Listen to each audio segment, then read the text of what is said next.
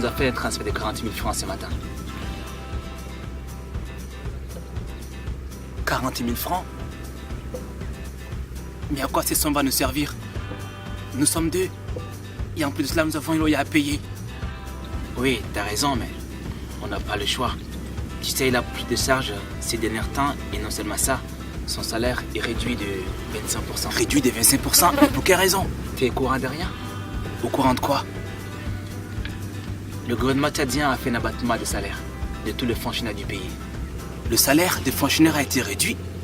Mais se prend pour qui ce gouvernement de merde? Ce gouvernement de merde? Florent, comment tu peux traiter notre gouvernement à une merde? Et c'est malgré tous les efforts consentis pour la stabilité, la sécurité au sein de notre pays et la sous-région. La stabilité et la sécurité de monnaie, ouais. Ouvre un peu les yeux, frérot. De quelle stabilité et sécurité tu parles? Tu oublies que le peuple meurt de faim? Tu oublies qu'une grande partie de nos concitoyens ne mangent pas à leur faim? Au lieu que ce gouvernement pense résoudre ce problème, il empire encore la situation en réduisant le maigre salaire des fonctionnaires. Écoute, ce que tu dis, ce n'est qu'un point de vue qui ne vient que de toi et cela n'a rien de réalité. Si tu étais à la place du président de la République, tu sauras combien ce dernier est en train de porter un lourd fardeau en gérant une crise sans précédent au sein de notre pays. Il est pour nous tous comprenons ici. Tu t'entends parler là, toi? Il n'a jamais lutté pour nous, en tout cas pas pour moi. Ça fait 4 bonnes années que je suis toujours en première année de l'université. Et c'est pourquoi? C'est à cause d'une incompétence de la gestion du secteur éducatif de la part de ce foutu régime. Ils envoient les enfants à l'étranger pour étudier, pendant que nous autres veillissons dans les facultés du bled. Comprends une chose, dans ce pays, chaque élite pour son ventre et pour sa famille. Tu m'animes vraiment, frérot. Tu sais que ce régime a toujours été du côté de la jeunesse tchadienne, tu le sais très bien. Et ce retard de notre cursus universitaire n'est pas à l'origine d'une compétence de sa part. Par contre, ce sont les enseignants qui freinent notre système éducatif à cause de leurs grèves exagérées et illégales. Illégales? Depuis quand ce régime t'a fait un lavage de cerveau? Non. On dirait que tu n'arrives pas à voir toutes ces tristes réalités que c'est vide dans notre pays. Personne ne m'a fait un lavage de cerveau, mon frère. Ce que tu ignores, et comme beaucoup d'autres comme toi d'ailleurs, c'est que le gouvernement est en train de faire de son mieux pour nous faire sortir de cette crise. C'est vrai que ces mesures prises par ce dernier sont très dures à supporter, mais toutefois, c'est pour une bonne raison. Une bonne raison? Ne sois pas un débile, frérot. Il n'y a aucune raison, à part un certain intérêt égoïste et personnel de la part de ce foutu régime. Ils nous ont coupé la bourse.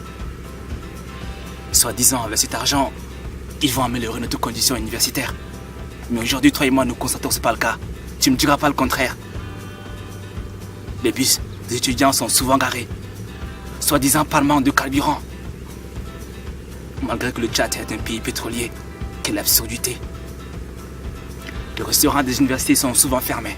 Je ne sais pour quelle raison. Les bibliothèques sont payantes, ce qui n'était pas le cas.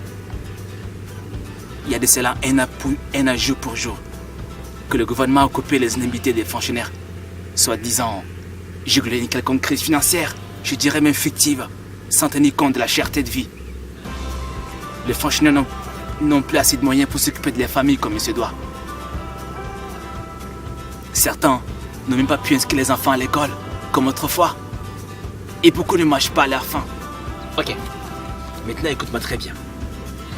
Tu dois savoir que depuis ces 10 dernières années, le nombre de fonctionnaires tchadiens a connu une croissance importante et la masse salariale a augmenté de 700%, c'est-à-dire 380 milliards par an. Cependant, indépendamment du FMI, le Trésor ne possède aucun moyen pour supporter une telle masse salariale. Autre chose, écoute-moi très bien, pendant 3 ans, plus précisément de 2014 à 2017, le Trésor s'est endetté de plus de 800 milliards pour payer le fonctionnaire tchadien. Et c'est cette dette qui ébranle aujourd'hui notre secteur bancaire. Raison pour laquelle le gouvernement a envisagé de réaliser une économie de 30 milliards sur la masse salariale annuelle, en prenant certaines mesures, parmi lesquelles l'abattement salaire, l'augmentation du prix du carburant. Attends, alors tu penses que moi je vais gober tous ces mensonges? Ok, d'accord. Admettons ce que tu dis est vrai, juste pour un tout petit instant. Tu trouves normal parce qu'on coupe ton salaire? Et pendant que le prix du carburant est élevé, parce qu'on coupe ton salaire, pendant que tu n'as même pas de quoi manger, pendant que les denrées alimentaires sur le marché sont chères. Mais avec quoi tu vas subvenir à tous ces besoins, frérot?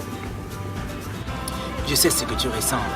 Et je sais que tout le monde souffre dans ce pays à cause de cette crise. Mais ce que tu ignores, nous sommes tous enfants de ce pays et que nous devons tous contribuer pour redresser notre économie nationale. Autrement dit, on doit tous se sacrifier sans distinction des clans ethniques ou social pour redresser notre économie nationale. À mon avis, mon frère, tu perds le contrôle. Alors, comme ça, tu es en train de vouloir me dire que pour celui qui mangeait 3 fois par jour, doit réduire à 2 fois par jour.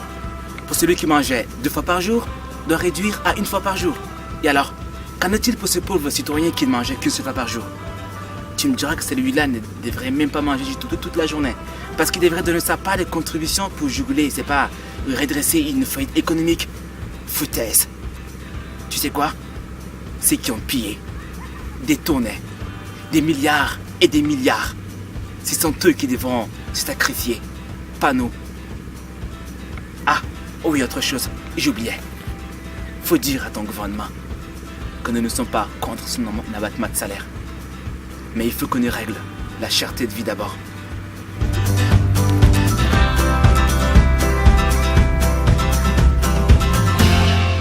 Je ne comprends pas. Oui, allô? D'accord, j'arrive. Oh, je suis en brousse. D'accord, j'arrive.